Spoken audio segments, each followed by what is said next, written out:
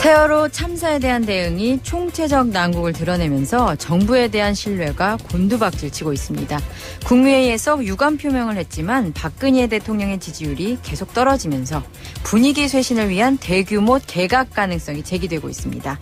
일각에서는 내각 총사퇴가 아니면 성남 민심을 잡을 수 없다는 주장도 나오고 있는데요. 한번 기용하면 끝까지 같이 간다는 것이 그동안 박근혜 대통령의 인사 스타일이었는데 세월호 참사 여파, 인사에는 어떻게 반영될까요? 내각 총사퇴까지 과연 이어질 수 있을까요? 예측을 내놓을 두 분의 평론가 모시겠습니다. 자, 세월호 참사 내각 총사퇴로 이어질 것인가 시사 예언 배틀 시작합니다. 시사평론가 김성수 씨, 데이터 엘렉션 최효한 소장 나오셨습니다. 안녕하십니까? 안녕하세요. 김성수입니다. 예, 최효한입니다. 박근혜 대통령 지지율 가지고 저희가 얘기했었잖아요. 네. 과연 콘크리트 지지율 파괴될 것인가. 그런데 이미 40%대까지 떨어졌어요. 그렇죠. 네. 48%라고 하죠. 거의 50%, 아직도 50% 정도의 지지율을 갖고 있죠. 여기서 뭐 의미 있게 볼 만한 부분이 있을까요?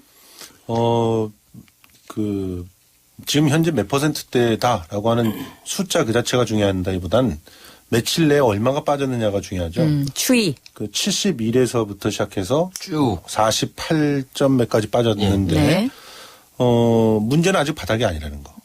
이게 바닥이려면 어떤 느낌이 들어야 되냐면, 뭔가 수습이 되고, 뭐 민심이 돌아서는 것 같고, 뭐 이런 느낌이 들어야 되는데, 네. 지금은 뭐 하는 일들을 보면은 전혀 안 그렇기 때문에, 밑바닥은 아직도 한참 더 남아있다는 거. 그렇게 볼 수가 있죠. 최효한 씨는요? 그 여의도에서 이제 그 정치인들이나 참모들 같은 경우 이렇게 계속 만나서 이야기를 들어보면요.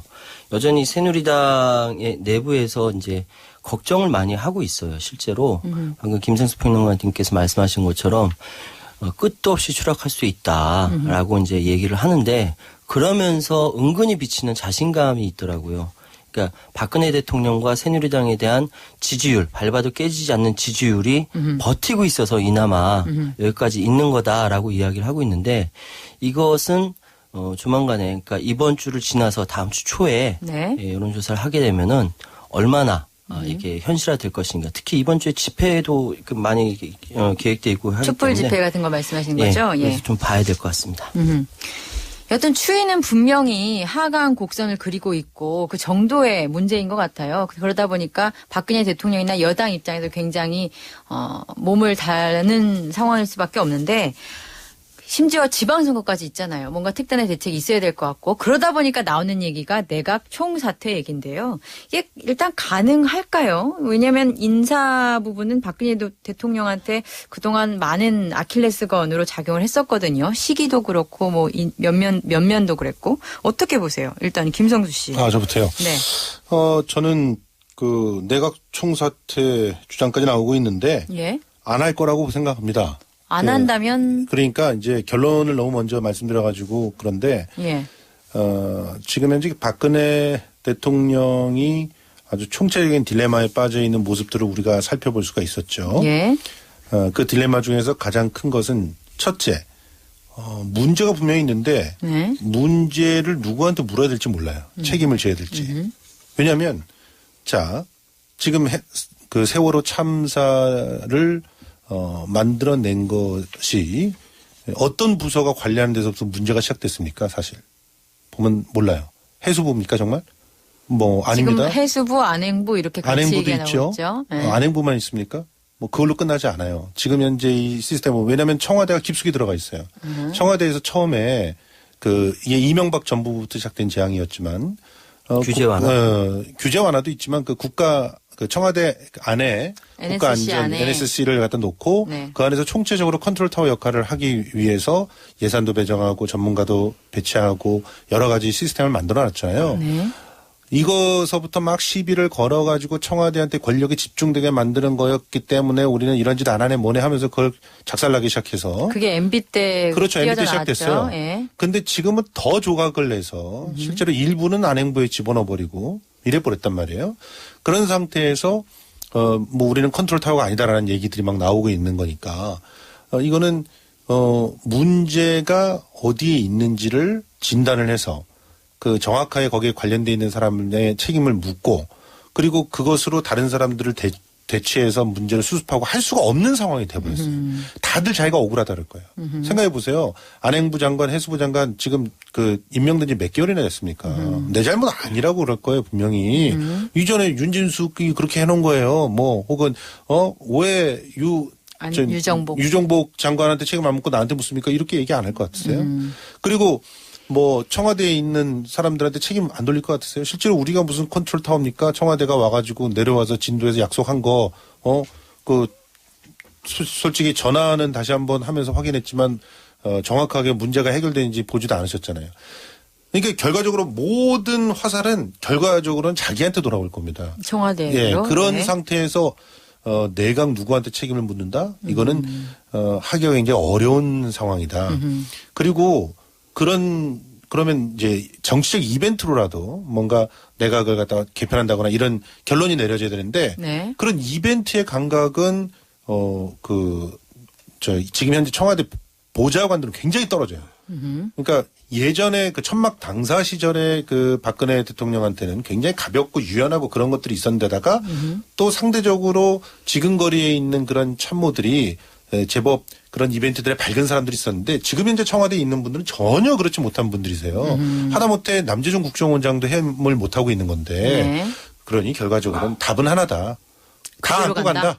다 안고 한 명도 빠짐없이. 뭐 한둘은 뭐 여론을 생각해서 어쩔 수 없이 이를테면 자체적으로 뭐 정홍원 총리같이 나 그냥 자체적으로 물러나겠다 그런 사람이 있으면 모르되 그렇지 않으면 경지를 하기가 굉장히 어려울 것이다. 기본적으로 다 같이 안고 가되 뭐 소폭의 개각이 있다고 하더라도 이번 사고에서 뭔가 그 직접적인 책임이라고 부를 수 있는 해수부나 안행부 정도까지만. 근데 해수부 안행부한테 어떻게 책임을 묻냐고요. 왜냐하면 맡은 지 얼마 되지도 않았다니까. 그러니까 맥시멈 해수부 그러니까 안행부까지. 제일 우리가 피상적으로 볼 때 네. 정말 이 사람은 물러나야 돼라고 생각하는 사람이 해수부, 안행부, 해경청장이잖아요. 네. 그런데 해수부하고 안행부 장관들이 한 지 얼마 안 됐기 때문에 사실 얼마든지 억울하다고 할 수가 있는 상황이란 말이죠. 그러니까 알겠습니다. 문제의 본질을 정확히 너가 잘못했어라고 밝힐 수 있는 그런 구조가 안 돼 있는 상황에서는 그렇게 하기가 어렵다. 알겠습니다. 일단은 최유한 씨는 어떻게 보세요? 일단은 우리 그 김승현 평론가님께서 예리한 지적을 해주셨는데요. 전 그렇게 생각합니다. 조금 다른 생각인데요. 정치인에게 있어서 선거라는 기간은 생존권을 좌우하는 굉장히 중요한 행사거든요. 네. 그 모든 그 행사보다 가장 중요한 것이 선거입니다.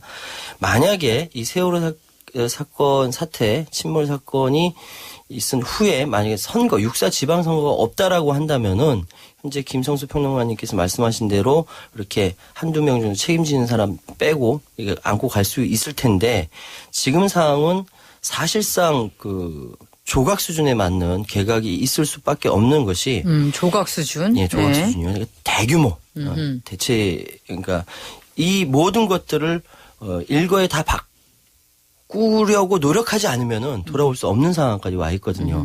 그래서 저는 예상할 때 파격적으로 남재준까지 바꾸는 그러니까 지금 뭔가 국면 전환을 하지 않으면 네.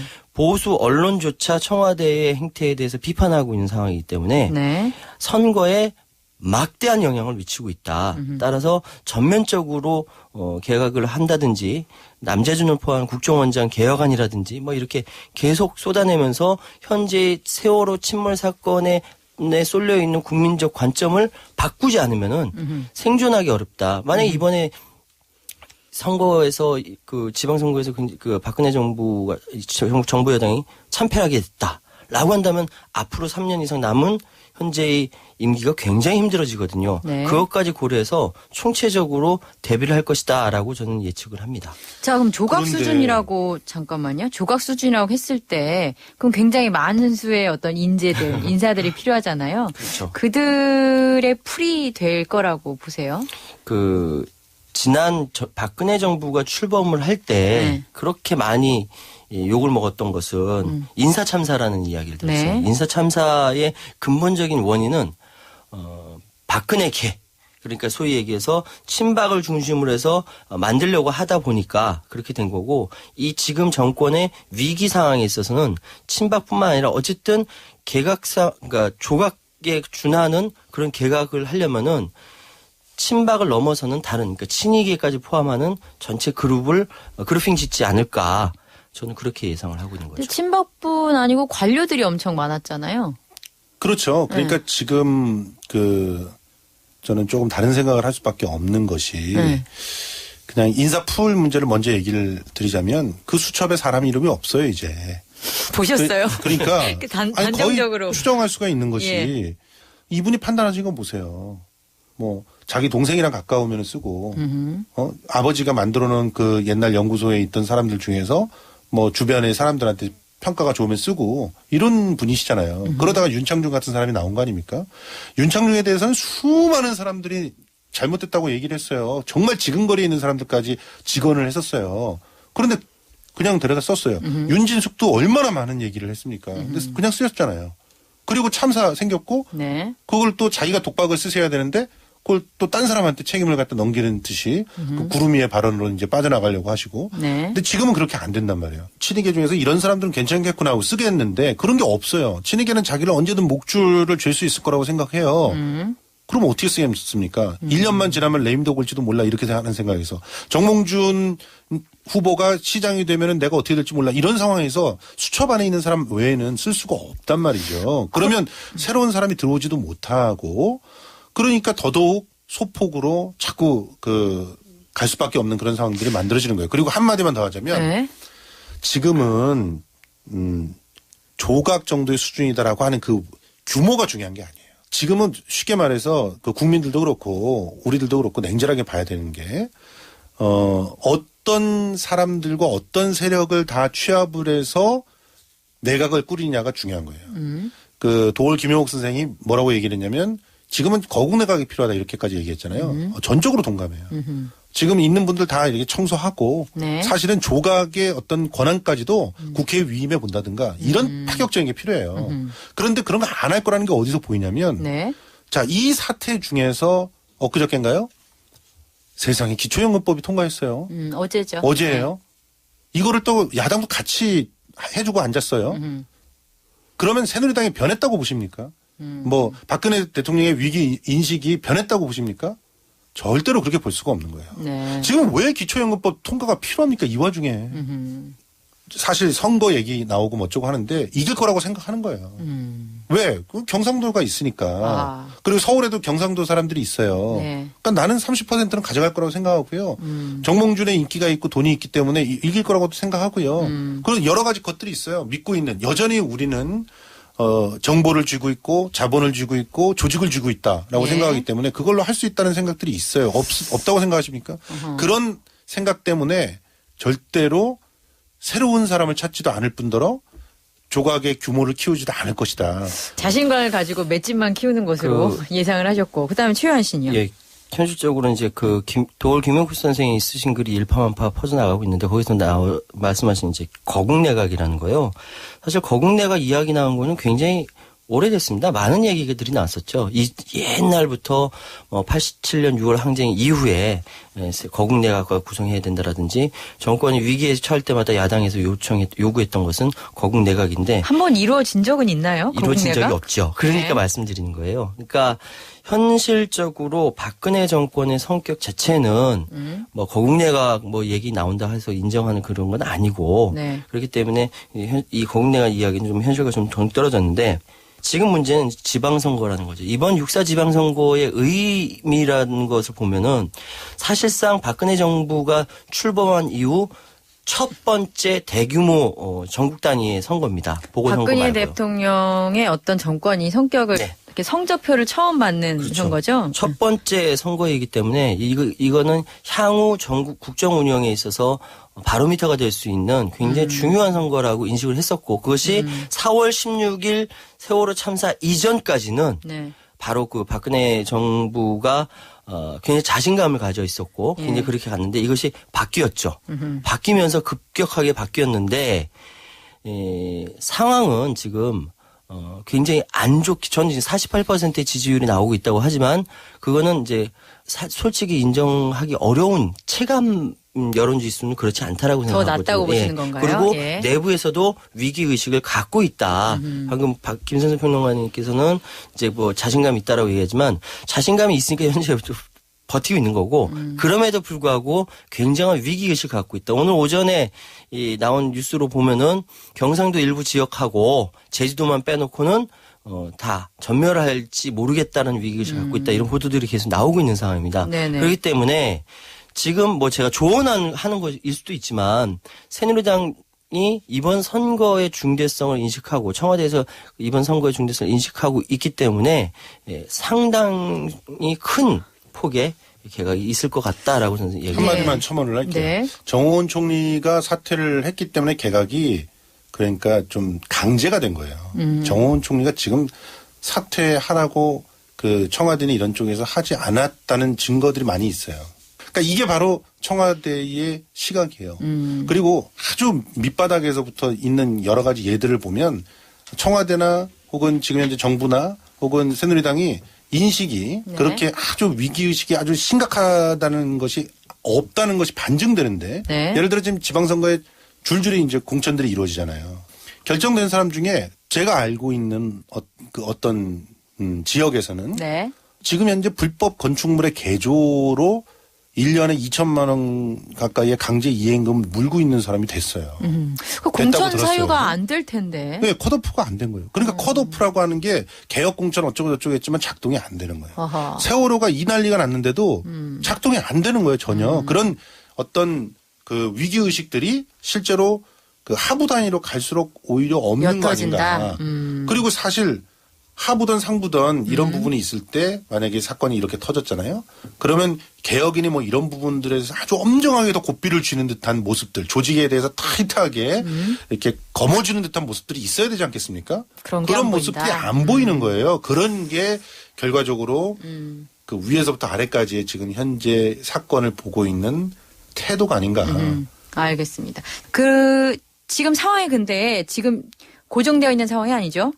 아까 말씀하셨듯이 그렇죠. 촛불 집회도 있고 예. 그다음에 추후로 나올 일들도 좀 계속 있을 거예요. 수사가 진행되면서 나올 것도 있고 또 전동차 사고도 있었더라고요. 그러니까 이런 게 사실 한 카테고리로 읽히는 지경이 됐잖아요. 그러다 보면 이게 사실 굉장히 유동적으로 변할 거라고 보는데 여기서 또 박 대통령이 할 수 있는 게 대국민 직접 사과죠. 지금 국무회의에서 하는 게 이제 간접 사과라는 비판이 있었는데 대국민 사과도 사실 할 거라고 박 대통령이 이미 얘기를 했어요. 예고 사과라고 했죠.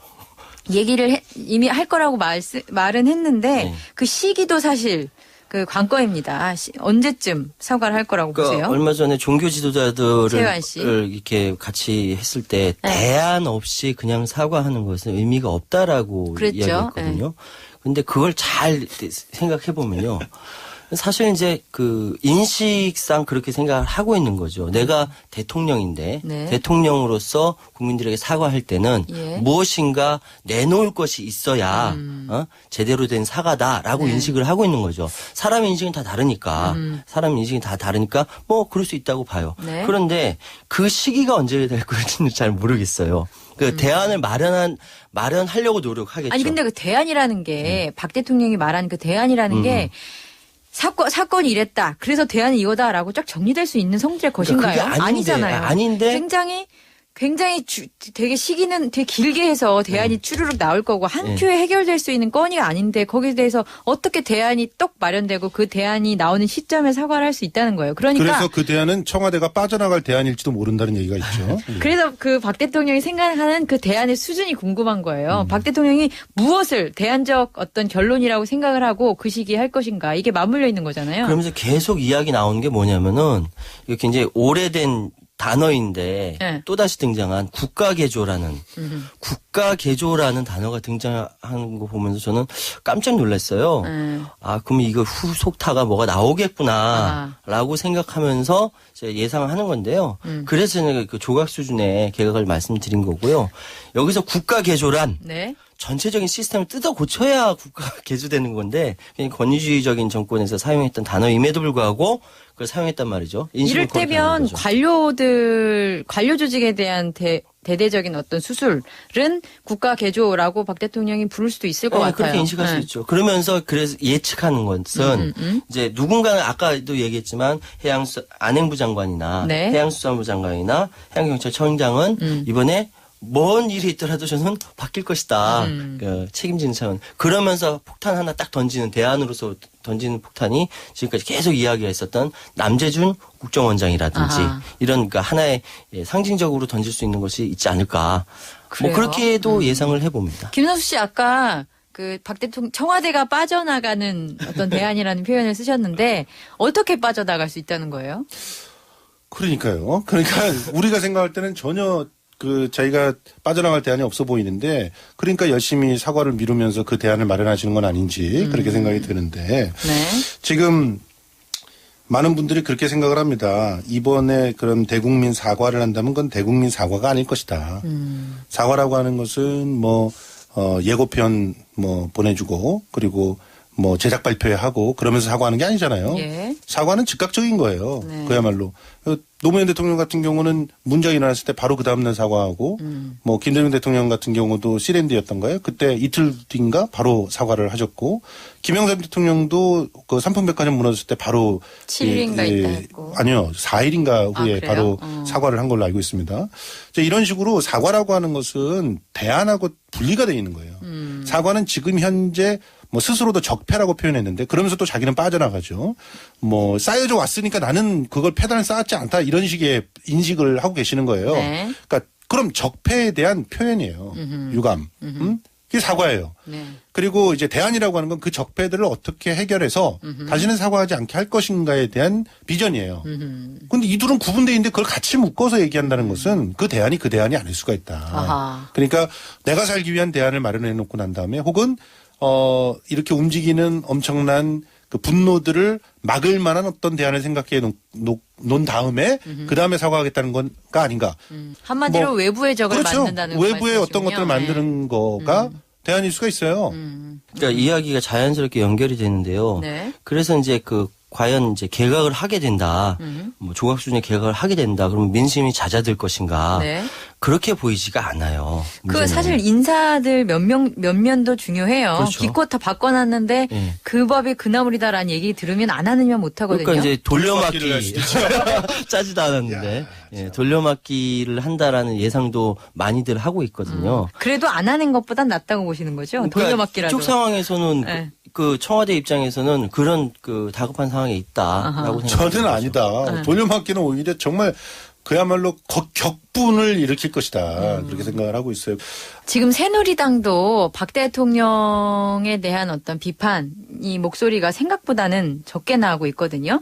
왜냐하면 초반에는 새누리당조차도 박 대통령한테 그 좀 비판을 할 것이다. 그래야 지방선거에서 자기들이 산다. 이런 얘기들도 있었잖아요. 근데 아직까지 안 나오고 있는데 지금 이 추이로 간다면 어느 순간 그 지방선거 직전에는 어떻게 태도가 바뀔까요? 예, 그러니까 현재 청와대의 인식하고 그 새누리당의 인식하고는 조금 차이가 있는 것 같아요. 누가 더 다급한가요? 다급한 건 당연히 새누리당이죠. 당장 선거를 당장 앞두고 선거를 있는? 앞두고 네. 있고 이 사람들이 밖에 나와서 이야기를 해야 되는데 대국민 접촉을 해서 이야기를 해야 되는데 똑같이 청와대하고 인식을 가질 수가 없는 거죠, 근본적으로. 그렇기 때문에 새누리당에서 선거를 가면 갈수록 네. 더 긴박하게 반응을 할 것이고 그러면서 청와대에 압박을 가할 겁니다. 옛날에 마치 이해창 후보가 네. 김영사 YS 인형을 두들겨 패는 그런 퍼포먼스를 옛날에 벌인 적이 있었어요. 아, 그런 도발적인 퍼포먼스가 그럼 있었나요? 옛날에 아주 옛날에 그러니까 벌인 적이 있었는데 그거와 똑같지는 않더라도 예. 지금까지는 이제 박근혜 대통령의 그 위험에 눌려서 말 못하던 이제 새누리당 내부에서 살려고. 자기 살기 위해서 그렇게 그 정도는 아니라 다른 형태의 예, 이렇게 여하튼 선긋기는 분명히 할 것이다. 선긋기를 네. 할 수 있다. 저는 그렇게 시간이 가면 생각합니다. 갈수록 박근혜 대통령의 인형을 두드려 패는. 설마 그럼 잡혀갈 것 같은데요. 그럼 예. 그러니까 지금 구도가 이회창 전 옛날에. 대표의 그 어떤 1인 독재의 그런 어떤 구조 그때 비판을 많이 했었지만 그 정도보다 훨씬 심한 1인 줄세우기가 돼 있는 상황이기 때문에 굉장히 위험한 거죠. 예. 지금 박근혜 우리가 얘기를 할 대통령의 때도 선을 긋기가 예, 새누리당 그렇죠. 입장에서. 예. 김영삼 대통령도 바텀업 방식이 아닌 탑다운 방식이 아주 강력한 지도력 이런 네. 걸 얘기를 했지만 그래도 인재나 이런 부분에 있어서는 바텀업을 많이 했거든요. 그래서 사실은 그 이인자들을 많이 만들고 그 이인자들에게 믿고 맡기는 그런 정치들을 많이 했단 말이에요. 네. 그런 거에 비하면은 지금 박근혜 대통령 같은 경우는 전혀 이인자가 없는 진짜 가족밖에 없는 그런 상황이에요. 그러니까 그런 상태에서 도발을 그런 식으로 하기가 굉장히 어려울 것이다. 자기 살기 위해서는 예. 그 뭔 짓이라도 하는 거 정치인의 속성인데. 그럴까요? 예. 저는 지금이 그래서 더더욱 굉장히 위험한 상황이라고 봅니다. 지금 정부의 인식이 네.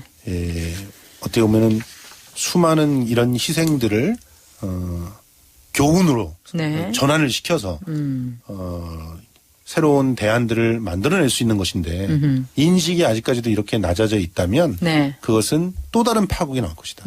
그러니까 지금 전동차 사고는 서울에서 그나마 있어서 다행인 건데 네. 이런 사고들이 이런 안전 대비나 이런 것들이 좀 없는 다른 지역에서 또 한 번 생겼다 그러면 200몇 명의 부상으로 끝나지 않았을 수 있거든요. 왜냐하면 그나마 잘 돼 있는 게 그나마. 서울이라 사고가 안 났다고요? 그렇죠. 그래서 그 전동차가 지금 굴 안에 멈춰 있는 상황인데 네. 내려오면 그냥 철로예요. 그런데 안에서 잠시 대기하고 있으십시오. 그랬는데 전부 다 밖으로 나왔거든요. 그렇죠. 너무 못 믿으니까. 무섭거든. 그걸 못 믿으니까. 네. 이번 세월호 세월호 참사를 겪고 예. 나서 아무도 못 믿는 거예요. 그랬죠. 네.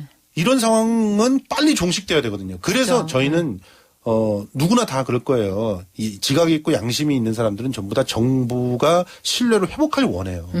그래야 희생이 없어요. 네. 그런데 이런 상태를 인식하지 못하는 상황이 계속적으로 이어지면 그 희생들이 어디선가 또 나타날 것이고 국민들 예. 손해죠. 거기에 대한 어떤 책임들은 또 엉뚱한 사람이 질 수가 있을 것이다. 그런 안타까움이 있습니다. 답답합니다. 자, 세월호 참사를 어떻게 과연 어떤 인식하에 바라보고 있을지는 이제 나타날 행동, 그 다음에 나타날 대안, 정책을 통해서 확인할 수 있을 것 같고요.